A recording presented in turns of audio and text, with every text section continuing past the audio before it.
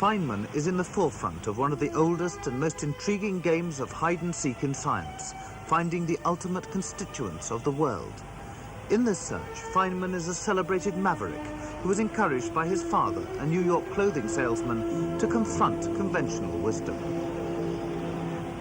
One Sunday, all the kids were all walking in little parties with their fathers in the woods. Then the next Monday, we were playing in a field, and the kid said to me, "Say, what's that bird? What's the name of it? Do you know the name of that bird?" I says, "I haven't the slightest idea." He said, "Well, it's a brown-throated thrush." He says, "Your father doesn't teach you anything." But my father had already taught me about the names of birds. Once we walked and he says, "That's a brown-throated thrush." He says, "Know what the name of that bird is? A brown-throated thrush."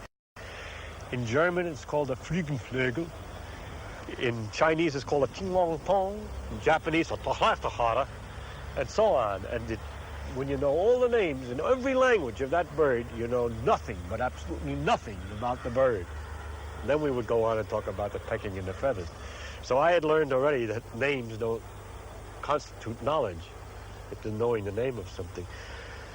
That's caused me a certain trouble since, because I refuse to learn the name of anything. So when someone comes in and says, "You got any explanation for the Fitz-Cronin experiment?" I says, what's that? He says, "You know, that the long-lived K-meson disintegrates into 2 pies. Oh, yes, now I know.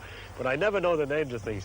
What he forgot to tell me was that knowing the names of things is useful if you want to talk to somebody else.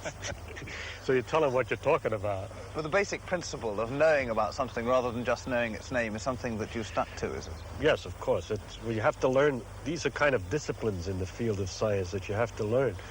That to know when you know and when you don't know, and what it is you know and what it is you don't know. And it's you got to be very careful not to confuse yourself.